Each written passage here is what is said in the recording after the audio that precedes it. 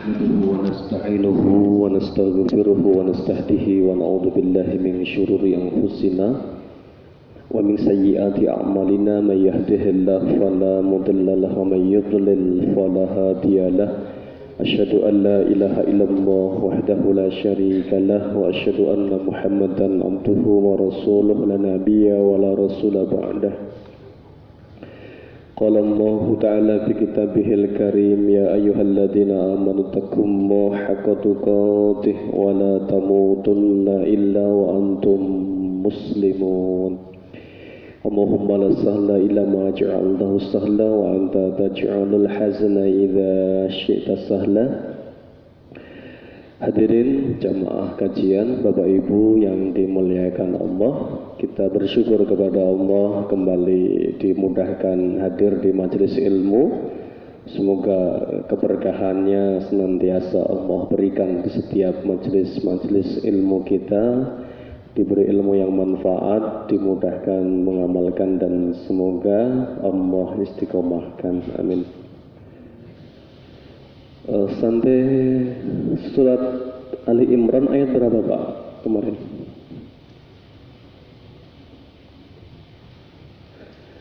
Kisah perang Badar ya, betul ya? Ini refresh sedikit mengulang pembahasan kemarin bahwa kemunafikan itu jelas-jelas sebuah sunatullah ya, yang terus ada di sepanjang perjalanan iqamatuddin atau perjuangan Islam. Ini kan kemarin membahas mulai ayat yang ke 118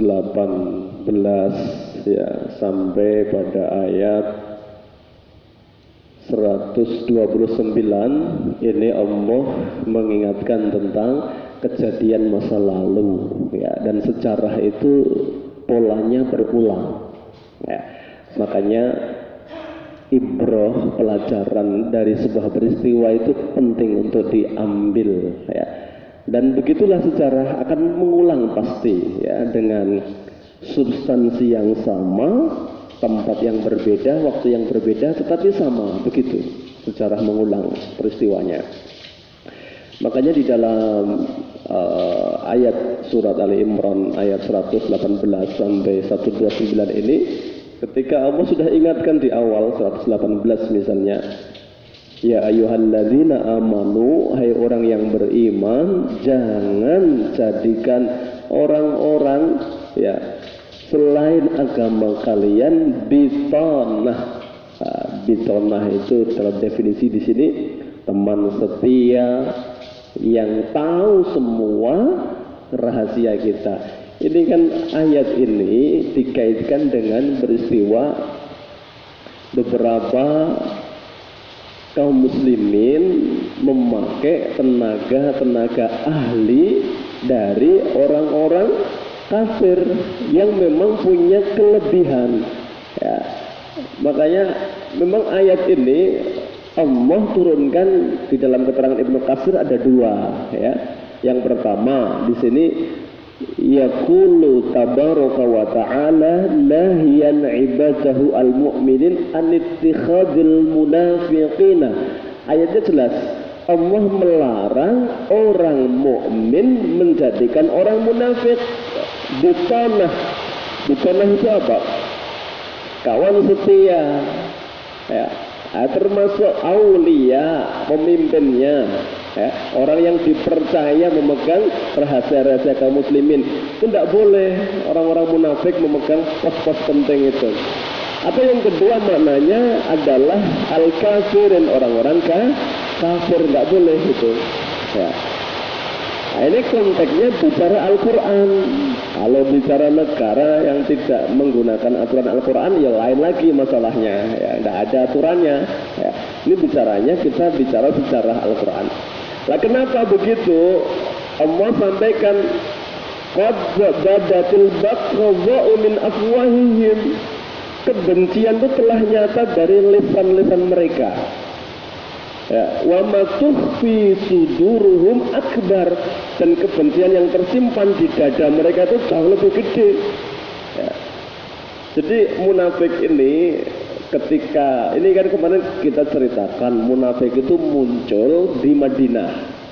Pertama kali muncul setelah Nabi menang perang Badar, kan menang ini kaum muslimin.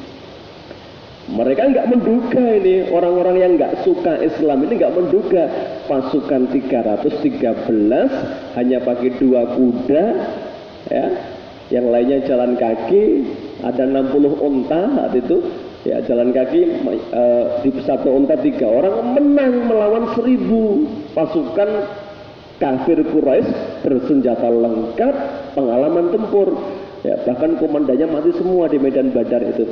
Kan mencengangkan sekali ini. Maka orang-orang semakin kalut, orang-orang yang tadinya nggak mau masuk Islam itu akhirnya masuklah ke Islam. Kenapa? Cari perlindungan, ya, sambil menunggu celah bagaimana caranya menghancurkan Islam dari dalam. Maka mereka membocorkan, Pak, rahasia kelemahan Madinah itu disampaikan. Ya, ini pertahanan Madinah itu di sini kelemahannya. Makanya perang ketiga setelah perang Badar, Uhud, nanti perang Ahzab, itu perangnya kan Ahzab, koalisi, Pak, 12.000. Ini dipimpin Abu Sufyan, ngajak orang Yahudi Bani Quraidah, ngajak orang musyrik di sekitar Madinah, nyerang Madinah itu. Itu perang defensif Nabi. Kalau Badar sama Uhud Nabi keluar, ya, langsung nyongsong di luar Madinah. Kalau ini bertahan, makanya ngeri sekali itu. Ahzab itu musuh 1 pekan sebelum sampai kota Madinah baru beritanya terdengar, jumlahnya sekian 12.000. Maka Nabi langsung musyawarah, ya muncullah ide dari Salman Al-Farisi bahwa dia cerita, dulu kami orang Persia ini kalau diserang musuh yang kuat kami bertahan pakai parit ini. Maka digalilah parit dalam waktu sepekan itu, ya ada berapa puluh kilo yang digali itu, ya lebarnya kurang lebih, pokoknya kuda nggak bisa loncat lah, mungkin 5 meter, dalamnya 3 meter. Itu bukan tanah Indonesia, Pak, yang nggak ada batunya. Itu tanah keras batunya itu di Madinah, itu batu Pak, itu luar biasa itu. Maka berat sekali ini. Lah orang munafik ini di sini memainkan peran, ya, mereka nyebarkan rahasia. Nih kalau mau mengalahkan Madinah, di sini kelemahannya, serang dari tempat ini. Madinah itu tempatnya terbuka, hanya dilindungi oleh gunung di belakangnya, jadi sangat gampang menaklukkannya. Itu semua rahasia itu yang nyampaikan munafik, disampaikan ke kafir Quraisy di Mekah. Ini bahayanya orang munafik. Maka Allah ingatkan kepada orang beriman, jangan jadikan orang munafik, ya, sebagai kawan setia. Ciri munafik itu apa? Sudah dibahas kan kemarin, ya. Kalau masalah hariannya, ya bicaranya selalu berdusta, dipercaya khianat, berjanji selalu mengingkari. Kalau sifat-sifat yang lebih jauh, ya lebih senang, ya. Basyiril munafiqina bi anna lahum 'adzaban alima, ya. Alladzina yattakhidunal kafirina awliya min dunil mu'minin. Mereka cirinya itu kalau Al-Qur'an An-Nisa bicaranya, mereka lebih senang, ya, dipimpin oleh orang kafir dibandingkan dipimpin oleh orang beriman. Ya, itu cirinya. Lebih senang berhukum dengan hukum buatan manusia daripada hukum buatan Allah. Ya, ini makanya ini bahayanya munafik itu luar biasa, ya. Nah kalau hari itu mereka gembosi, perang Badar kan mereka gembosi, Pak. Begitu Nabi menang, mereka pura-pura, ya Rasulullah, kemarin kenapa kami nggak diajak pas perang Badar itu? Begitulah munafik, Pak. Allah kasih kesempatan nanti selang 1 tahun 10 hari. Perang Badar itu meledak 17 Ramadan. Nabi berangkat dari Madinah tanggal 15 Ramadan, hari Rabu, sampai di Badar hari Jumat 17 Ramadan pagi. Seharian perang itu sampai sore, menang Nabi. Tinggal di Badar 3 hari Nabi nggak pulang, ya. Hari ke-4 baru pulang setelah ngubur orang-orang kafir, dikubur orang-orang muslim yang luka-luka biar istirahat dulu, baru pulang ke Madinah. Nah sampai Madinah orang munafik begitu. Wah kemarin kenapa nggak ngajak-ngajak kita ya Rasulullah gitu ya. Ya, ya Pak. Namanya orang munafik itu jelas kalau digambarkan dalam surat Al-Munafikun itu nek ngomong nek cara Jawa niku ilate lunyu ya. Ya bersilat lincah lah gitu ya. Pagi tempe sore dele. Ya itu ya. Orang munafik itu. Begitu meledak perang Uhud Pak, mereka semangat itu. 1000 Nabi bawa itu karena perang dendam ini kan. Abu Sufyan sudah menyiapkan setahun ya. Masya Allah harta terbaiknya itu dimotivasi ya. Alladzina yunfikuna amwalahum liyasuddu an sabilillah. Itu orang kaya itu harus mengeluarkan hartanya Pak. Maka berbondong-bondong ya, mengeluarkan harta terbaiknya. Dendamnya harus tuntas ini. Enggak bain-bain Pak. Yang mati 70 itu komandan tempur semua yang di barisan kafir perang Badar itu. Maka mereka serius. Akhirnya betul. Sampai tengah jalan intelijen Nabi mengabarkan Abu Sufyan bawa pasukan 3000. Ya. Wah, paniklah ini Abdullah bin Ubay bin Salul dan barisan munafik ini. Ya, apa kata mereka? Ini sama saja kita dihasung kepada kematian oleh Muhammad ini. Terus balik gitu ya. Balik Pak, 250. Ya. 250 itu pulang ke Madinah. Kacau pasukan tersisa itu. Bayangkan, ini kali ini 750 melawan 3000. Ya. Maka diabadikan dalam surat Al-Anfal peristiwa pembelotan barisan dari Abdullah bin Ubay tadi. Begitu perang, Masya Allah ini banyak hikmah perang Uhud ini. Ketika kalau perang Badar itu masalah keyakinan, makanya Allah di situ kirim banyak bantuan. Ada ribuan malaikat. Kalau di ayat ini berapa ini?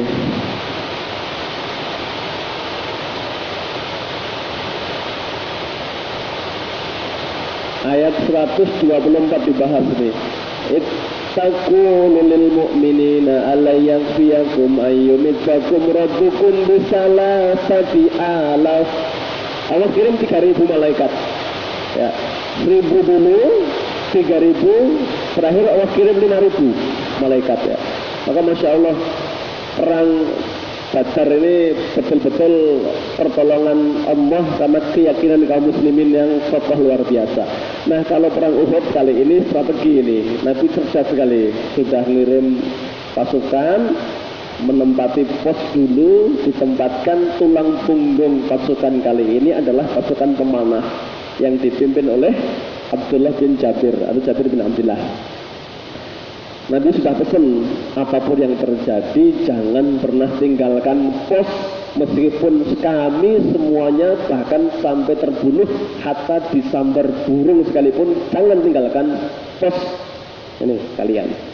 40 pemanah itu luar biasa, sudah diatur strateginya betul Pak.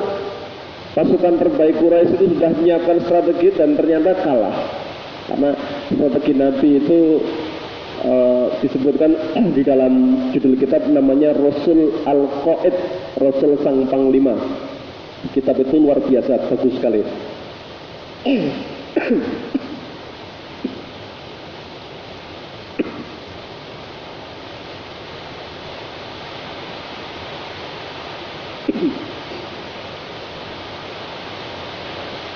Di kitab itu dibahas bahwa Rasul itu pakai strategi yang belum pernah ada di Arab. Ya, kalau orang Arab itu strategi perangnya kayak perang ini Pak, kayak tawuran tuh ya. Pokoknya tawuran tuh kabeh maju pokoknya ya. Tapi Nabi enggak. Nabi buat barisan, makanya nanti dibariskan sama Nabi itu. Pasukan paling depan adalah yang pakai tombak. Ya, kenapa? Ini mau menjatuhkan kuda. Yang baik kuda itu ditusuk dulu. Ya, pasukan naik kuda kan nggak mungkin pakai pedang Pak, pendek. Pakai nih Kemudian di belakangnya itu pasukan pedang, di belakangnya pasukan pemanah. Ya, ini makanya strateginya luar biasa. Begitu porak-poranda musuh, lah ini ujian, masya Allah, ketaatan itu nggak gampang ternyata. Kalau nggak ada ujiannya, orang gampang aja. Nanti kalian harus di pos kalian, apapun yang terjadi. Itu kalau belum ada ujian, itu semuanya mengatakan iya gampang begitu. Ya. Tapi begitu ujiannya harta, Pak, yang di atas itu melihat teman-temannya ngumpulin duit ini, ada baju besi, emas yang dibawa oleh Abu Sufyan itu, mereka akhirnya berebut dan yang di atas takut ya kebagian, makanya mereka turun. Wah, ini kalau kita nggak ikut-ikutan turun bisa nggak dapat ini. Ya, udah diingatkan sama komandannya, ingat pesan Nabi, jangan tinggalkan pos apapun yang terjadi. Pokoknya sudah lupa Pak mereka. Akhirnya tinggal 10. Begitu tinggal 10, Khalid bin Walid cerdas. Dia melihat pos inti kekuatan muslimin ditinggalkan ini. Ada 50, maaf bukan 40 ya. Yang 40 turun, sisa 10. Maka Khalid langsung manuver dari balik bukit. Begitu sampai bukit, yang 10 dibunuh. Begitu kaum muslimin sibuk mengumpulkan ghanimah, ganti dipanah oleh pasukan Khalid bin Walid. Jatuhlah kaum muslimin, mulai berbalik. Ya, tadinya sudah di atas angin, sekarang terdesak sampai Nabi terluka parah. Nabi sampai gigi geraham-nya patah di perang Uhud, darahnya mengucur deras sekali Rasulullah. Ya. Ini pengalaman pelajaran yang luar biasa bahwa maksiat kepada pemimpin tidak taat dalam posisi apapun, apalagi perang yang genting begitu, petaka sudah di depan mata yang jelas. Akhirnya kan kalah Pak, singkat cerita ini kalah meskipun nggak total. Kenapa? Orang kafir nggak bisa melumpuhkan total kaum muslimin. Begitu sampai Medina, orang munafik di atas angin Pak, dia langsung ngomong, makanya kemarin ikut saran kami pulang saja ke Madinah, malah diterusin perangnya, akhirnya kan kalah. Ya, nih orang munafik begitu. Ya, makanya masya Allah, Allah kemudian bongkar kemunafikan nanti di ayat-ayat berikutnya tentang bagaimana perang Uhud pelajarannya. Ya, ini menyinggung sedikit karena bahasnya perang Badar sebenarnya di ayat ini. Nah, itu kenapa kaum muslimin oleh Allah diperintahkan untuk hati-hati ya dengan orang munafik. Kalau hari itu mereka pesuwarnya pakai mulut, ya. Mungkin kalau sekarang pakai jari Pak ya, ngomporin Islam ini, Islam agama apa nih yang lagi rame, arogan ya ini. Yang katanya memecah belah dan lain sebagainya. Itu kalau di jarinya itu sudah menunjukkan kebencian, Allah sampaikan wa matukhfi suduruhum akbar. Di hatinya jelas lebih ngeri lagi kebenciannya itu. Ini makanya orang munafik itu oleh Allah, basyirul munafiqina bi anna lahum azaban aliman. Sampaikan kepada orang munafik, mereka akan mendapatkan adab yang pedih. Innal munafiqina fid darkil asfali minan nar. Mereka tempatnya kelak di neraka yang paling dasar. Ya. Nah, kenapa munafik ini tidak tidak henti-hentinya untuk merongrong kaum muslimin sepanjang sejarah? Itulah ujian dari Allah Subhanahu wa ta'ala. Makanya nggak disebutkan namanya, cuma disebutkan cirinya agar hati-hati dari kemunafikan ini. Ya. Baik, itu sejarah yang pasti penuh pelajaran, dan kita yang cerdas itu mesti harusnya mengambil pelajaran dari sebuah peristiwa. Ini saya kira cukup untuk membahas perang Badar. Nanti perang Uhud baru disinggung sedikit. Nanti ada tempatnya insya Allah kita bahas lebih panjang. Termasuk kenapa pasukan pemanah itu kok bisa-bisanya melanggar perintah Nabi. Ada sebabnya itu. Nanti dibahas di Ali Imran pertengahan kalau nggak salah itu. Ya. Insya Allah nanti pas bahas kita ulang kembali. Masuk ayat 130. Ayat 130. Ya ayyuhalladzina amanu la ta'kulur riba ad'afan mudha'afah wattaqullaha la'allakum tuflihun. Ya ayyuhalladzina amanu, hai orang-orang yang beriman, la ta'kulur riba, janganlah kalian memakan riba ad'afan mudha'afah, yang berlipat ganda. Wattaqullah, bertakwalah kepada Allah, la'allakum tuflihun, agar kalian beruntung. Wattaqun nar, dan takutlah terhadap api neraka, allati, yaitu neraka uiddat, yang Allah siapkan lil kafirina, untuk orang-orang kafir. Wa atiullaha war rasul, maka taatilah Allah dan Rasul, la'allakum turhamun, agar kalian diberi rahmat atau mendapatkan rahmat. Ayat ini sebenarnya ada rangkaiannya Pak, bahas riba itu nggak bisa langsung satu ayat ya, karena Allah turunkan riba bertahap, sebagaimana Allah turunkan larangan-larangan yang lain. Khamr itu sampai 3 kali Allah sampaikan ya. Pertama Allah sampaikan yas'alunaka 'anil khamri wal maisir qul fihima ismun kabirun wa manafi'. Khamr, judi itu dosa, tetapi ada faedahnya ya. Kemudian levelnya naik lagi, hai orang beriman, jangan sholat ya dalam keadaan mabuk. Ini belum haram khamr, makanya sahabat ada yang salah tafsir. Kalau gitu yang penting habis sholat, yang penting mabuknya enggak sebelum sholat, yang penting pas sholat sudah enggak mabuk, nanti berarti mabuknya boleh habis sholat. Maka banyak yang mabuk habis sholat itu ya. Sampai akhirnya Allah sampaikan innamal khamru wal maisir wal ansab wal azlam rizqun min amali syaitan, bahwa khamr, judi, ngundi nasib ya, melempar dengan anak panah, itu semua dosa. Fastanibuh, jauhilah, sejak itu haram ya. Sama riba begitu ya. Bahkan ayat ini turun ya sebelum surat Al-Baqarah ayat 276 atau 278 ini yang dulu sudah kita bahas. Saya bacakan tafsirnya sekilas ya.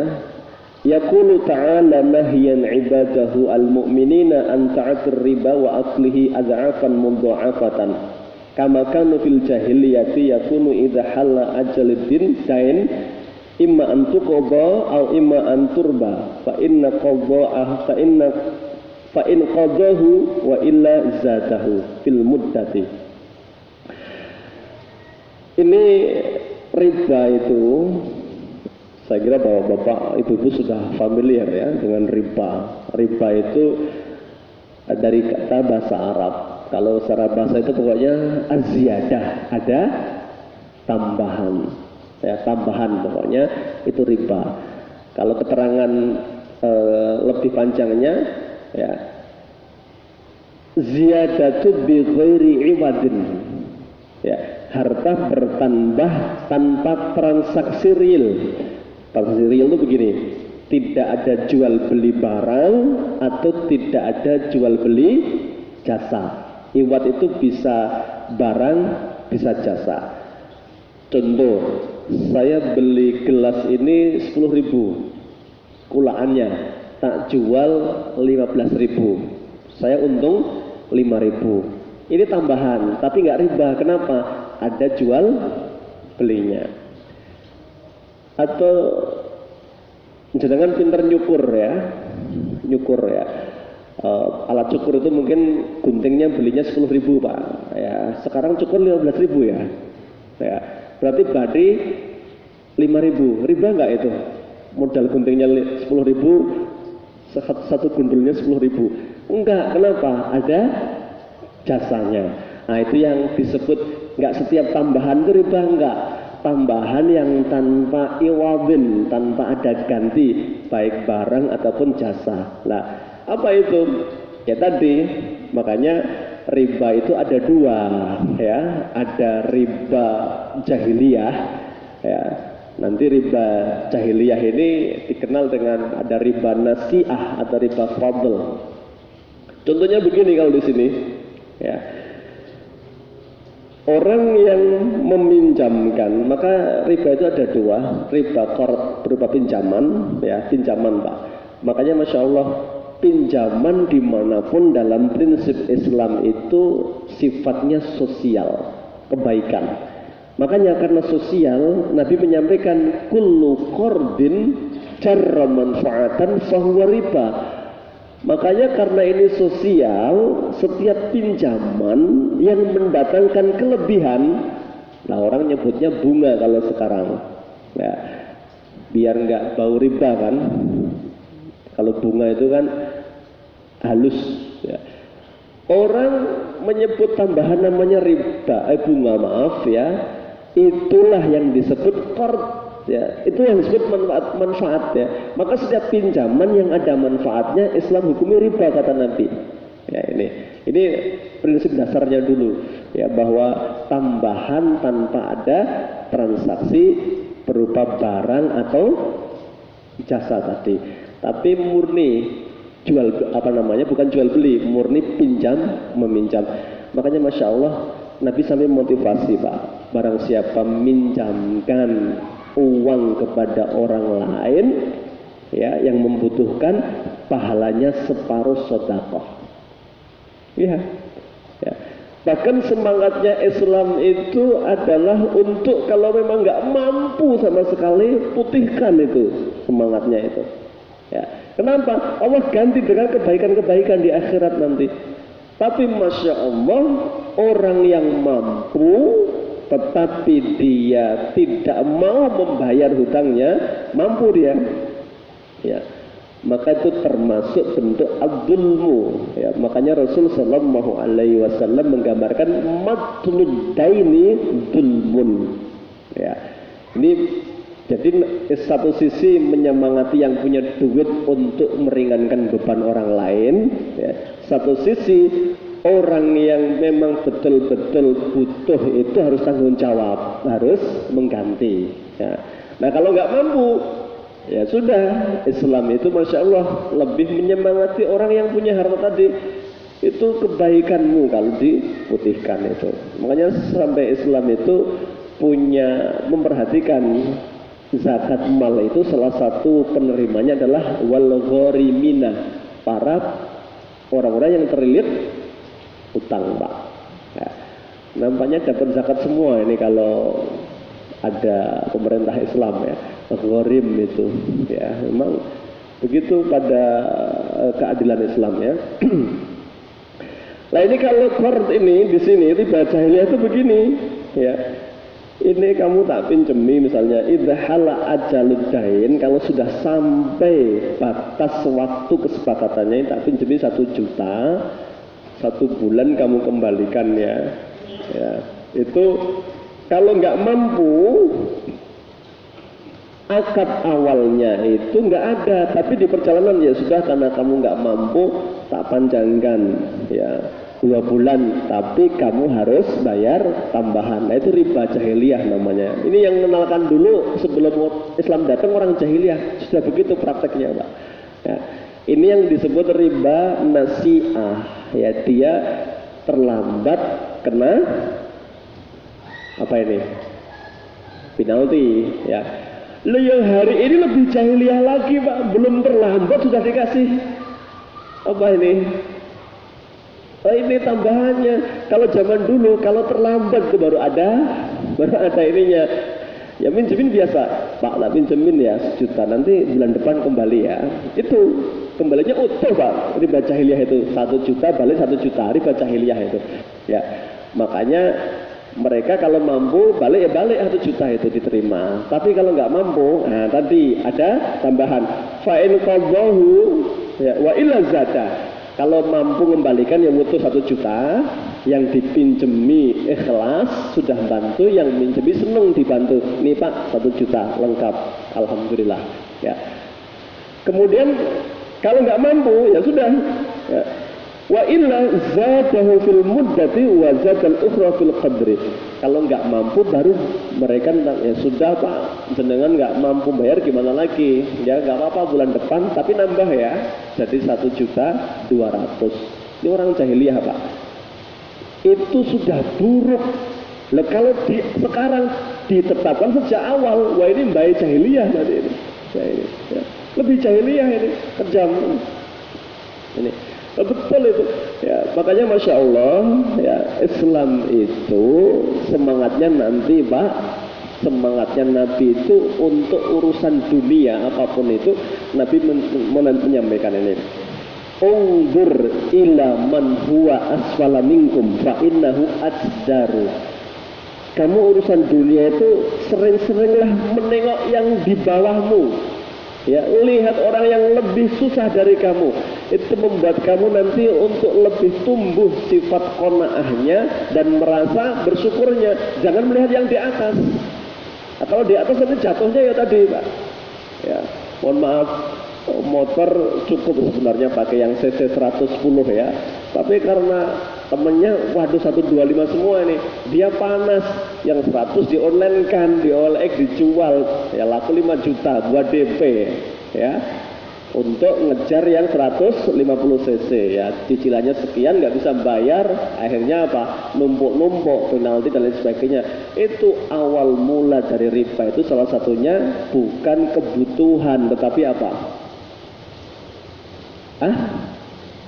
gengsi ya. Ya setannya kan pinter, mosok 110 terus ya, orang cepet-cepet gue taklim bisa ngadu-hadu orang lancar ya, hanya 150 atau berapa itu. Oh setan tuh pinter Pak ini ya, ini contoh aja itu. Makanya kadang itu kita ini jatuh ke dalam sesuatu ya, riba salah satunya itu termasuk memaksakan diri tadi ya, jatuhnya begitu. Nah kalau belum tahu ya, Allah Maha Pengampun. Dalam Al-Quran ayat 275 surat Al-Baqarah itu Allah sudah maafkan itu. Faman ja'ahu mau'izatun min rabbih fantaha falahu ma salafa wa amruhu ilallah. Ayat ini turun, orang-orang sudah kadung Pak. Dulu ada orang-orang kaya itu bisnisnya dari itu. Nah orang sekarang kenalnya apa itu? Bank apa? Plecit apa? Bank cicil, titil ya. Segitulah biasanya bawa jaket hitam sama tas sini tuh ya. Ya itu sangar-sangar lah itu biasanya. Nah itu Pak. Dulu juga begitu, tapi nggak sistemis pribadi. Ada orang-orang kaya jadi rujukan pinjaman ya, sudah bolehlah tak pinjemi ya. Akhirnya terlambat Pak, terlambat seneng dia. Wah ini kesempatan nih ya. Begitu ayat ini turun, mereka orang-orang kaya itu datang ke Nabi. Ya Rasulullah, gimana nasib duit saya yang sudah kadung dipinjam fulan banyak sekali ini, sudah kadung transaksinya begini, bunganya sekian. Kata Allah kasih petunjuk ini, faman ja'ahu mau'izatun min rabbi fantaha falahu ma salafa ya, wa amruhu ilallah. Yang sudah berlalu Allah tidak hitung salah. Falakum ru'usu amwalikum, pokok uang kamu tetap hakmu halal, kamu nggak boleh mengambil bunga yang sudah kamu sepakati sebelumnya ya. Waman ada, Allah yang mempermasalahkan itu siapa yang kembali, ada itu kembali ya, sudah jelas ngerti dia langgar. Waman ada faulaika ashabun nar, kalau dia nggak tobat bahkan kembali mengulangi, Allah sampaikan mereka ini yang disebut Allah penghuni neraka, hum fiha khalidun, bahkan ancamannya mereka kekal di dalamnya. Kenapa? Saya baca dalam keterangannya, kenapa kekal? Kekal itu bagi mereka yang terlibat dalam riba dan mengatakan riba itu tidak haram. Ini yang disebut menghalalkan yang haram. Maka jatuhnya bukan lagi dosa biasa, tapi ini sudah termasuk pelanggaran syariah ya. Kalau ada orang melakukan tapi masih tahu itu dosa, dia berdosa. Tapi kalau sudah terang-terangan mengatakan ini nggak apa-apa, ya, yang penting ridho sama ridho, suka sama suka dan lain sebagainya. Nih, ini yang dibutuhkan apa dari ini riba ini? Yang jelas dibutuhkan adalah keyakinan kita untuk keluar dari apa yang diharamkan oleh Allah Subhanahu wa taala. Ancamannya kan ngeri, Allah sampai menggambarkan yamhaqullahu riba wa yurbi shadaqat. Orang jahiliyah itu, Pak, dulu kalau mau kaya, salah satu caranya itu mengembangkan duitnya pakai apa? Ya, dipinjemkan tadi, mana tadi ya, dipinjemkan biar beranak. Itu cara untuk kaya. Allah bantah, kalau mau kaya bukan begitu caranya. Kalau mau kaya kata Allah, wa yurbi shadaqat, perbanyak sedekah baru kaya. Ya. Artinya keliru, Pak, kalau bapak-bapak dapat duit nih pensiunan misalnya ini, ya, kemudian didepositokan, ditunggu bulanannya, nggak kerja, tengok-tengok katanya duitnya ngalir sendiri dari riba. Itu keliru kalau prinsip Islam itu, ya, itu riba, itu mesti nggak berkah itu, ya, nggak berkah itu. Makanya bab halal haram itu sudah final, tidak ada khilaf para ulama. Nanti khilafnya itu pada praktek-praktek yang misalnya ada tadi hal-hal yang tadinya mungkin samar-samar ya. Tapi kalau sudah jelas-jelas itu dihukumi syariah, maka tidak ada khilaf lagi. Wallahu la yuhibbu kulla kaffarin asim. Allah itu benci sekali kepada orang-orang yang terang-terangan menantang syariatnya Allah dan pendosa yang berlumuran dengan dosanya. Ini baru ancamannya. Kalau adabnya lihat saja di peristiwa Nabi ketika Isra Mi'raj, kan beliau melihat ada orang-orang yang berenang-renang di sungai darah, kemudian dia tenggelam, tidak ada tempat untuk pegangan kecuali harus menepi. Dia tahu menepi itu di situ sudah ditunggu oleh orang bawa batu gede banget, tapi dia tetap menepi karena itu satu-satunya yang dianggap solusi. Ternyata baru sampai tepi dipukul pakai batu, pecah kepalanya, ke tengah lagi. Nabi heran, itu siapa ya Jibril? Itu akilar riba, para pemakan harta riba. Tentunya yang nggak taubat itu. Ya. Ini hukumannya di akhirat itu sudah ditampakkan oleh Allah kepada Rasulullah sebagai sebuah pelajaran bagi umatnya. Ini babnya kalau mau membahas fikih muamalah itu babnya tentang riba itu. Nah ini begitu para bapak ibu sekalian kaitan dengan riba, makanya Islam itu semangatnya adalah mencari harta yang berkah, halalan thayyiban. Apakah riba ini menjadi sebuah kemaksiatan? Iya, Nabi sudah sampaikan, idza dhahara zina war riba fi qaumin faqad ahallu adzabullah. Termasuk pemicu banyaknya azab bencana-bencana itu dua kata Nabi, zina yang merajalela, riba yang merajalela. Kayaknya sudah nggak bisa lepas dari dua ini. Misalnya begitu, sudah sampai pada tahapan ini maksiat yang dominan.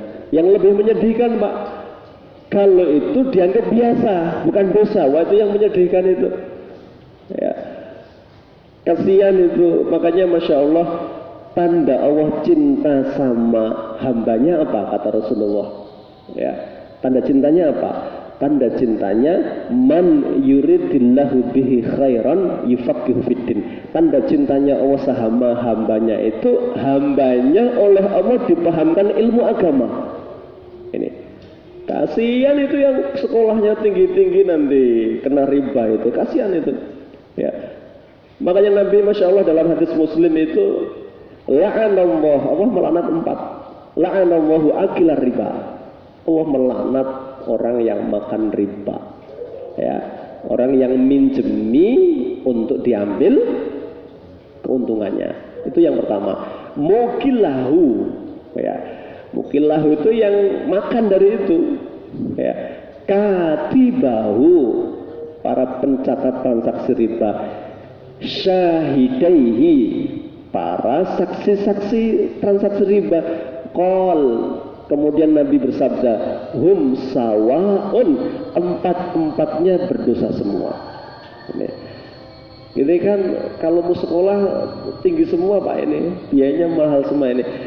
Itulah hidayah Allah. Makanya Masya Allah, tanda Allah cinta sama hamba yang pertama memang Allah kasih perantara ilmu dulu. Orang ngerti ilmunya itu bersyukur ya. Perihal nanti dia belum bisa meninggalkan urusan dia dengan Allah itu ya. Kalau dia bisa meninggalkan saat itu bentuk dari kebaikan Allah berikutnya, namanya hidayatul taufik kali ini. Kalau tadi hidayatul bayan Pak, orang sudah ngerti semua, mungkin hidayatul bayan saya itu ya jane ngerti ya, tapi piye yo nggak bisa berkembang no bisnis, mosok nggak pakai pinjaman itu. Sudah mindsetnya itu begitu. Nah, ini bayannya sudah sampai ilmunya ini, tapi taufiknya Allah belum sampai ke dia. Tapi ada orang yang Masya Allah begitu tahu ini riba, dilepas semua. Dia mulai dari nol barangkali ya, asetnya dijual semua, selesai dia hidupnya tentram. Itulah hidayatul taufik, bayan dan taufik didapatkan. Ini tentunya yang Masya Allah tidak semua orang siap dengan apa yang menjadi sesuatu yang tidak jelas masa depannya. Makanya setan itu apa yang menjadi kegalauan kita. Makanya Nabi suruh kita berdoa 4 tiap pagi itu. Allahumma inni a'udzubika minal hammi wal hazan. Ya. Kita berlindung yang pertama dari apa? Hammun wa hazan. Innal hammi wal hazan. Hazan itu sesuatu yang sudah terjadi. Sudah terjadi Pak. Sedih sekali kita, nggak habis-habis sedihnya itu. Pernah gagal bisnis, kehilangan orang tercinta, anak meninggal, padahal Masya Allah satu-satunya barangkali, sedih berkepanjangan. Maka kita berlindung agar sedihnya dibuang oleh Allah. Yang kedua ham itu mikirkan yang belum terjadi. Nah, walayo ini gimana nih anak-anak saya masih kecil-kecil ya, belum sekolah ya, banyak pikirannya macam-macam. Nanti ini kalau saya berhenti dari yang riba begini kayak berat ini. Nah, itu perihal masalah apa? Hamun, setan yang terus menakut-nakuti kita. Makanya yakinlah dengan janji Allah, wa man yattaqillah yaj'al lahu makhrajan. Barang siapa yang takwa, bismillah, Allah cari halal berkahnya, Allah sediakan makhrajan, jalan keluar. Berikutnya rizkinya apa? Wa yarzuqhu min haitsu la yahtasib. Akan Allah siapkan kejutan-kejutan dari rizki yang tidak disangka-sangka, yang tidak diduga-duga ya. Kalau melihat para bapak ibu sekalian, riba itu berat. Makanya riba itu disebutkan turunnya itu terakhir itu 9 bulan. Ada 2 riwayat mengatakan 9 hari jelang Nabi wafat, baru riba total diharamkan. Kenapa? Emang begitu beratnya ya, sudah menjadi sebuah, bahkan Nabi menyampaikan nih di akhir hayatnya salahnya tentang nubuah beliau, ya'ti 'alan nasi zamanun ya, kelak kalian akan ketemu dengan sebuah zaman semua riba sudah menggurita. Wa man lam ya'kulhu asabahu min khubarihi. Bahkan orang yang enggak mau riba sekalipun tetap kena debu-debunya riba. Sudah enggak mau Pak, tapi sistemnya memaksa. Akhirnya jatuh ke dalam, kena debunya itu paling tidak. Debu itu kan kalau tipis ya bisa disebul, tapi kalau debunya tebal kan ya susah juga ya akhirnya begitu. Ini sistem Pak. Makanya Masya Allah kalau akhirnya sekarang semua harus ya tersistem di sini ya, kita berlindung kepada Allah semaksimal apa yang bisa kita lakukan ya. Baik para jamaah yang dimuliakan Allah, ini riba yang disebut oleh Allah diharamkan ya, dilarang yang adza'afan mudha'afah, yang beranak pinak. Berikutnya nanti tentang ampunan Allah. Bagaimana kalau orang sudah jatuh ke riba, apa yang harus dilakukan? Ini jawabannya insya Allah di pertemuan yang akan datang 133 sampai 136 ya. Baik, para Bapak Ibu sekalian, kita tutup dengan doa kafaratul majlis. Subhanaka Allahumma bihamdika asyhadu an la ilaha illa anta astaghfiruka wa atubu ilaik. Billahi taufiq wal hidayah. Assalamualaikum warahmatullahi wabarakatuh.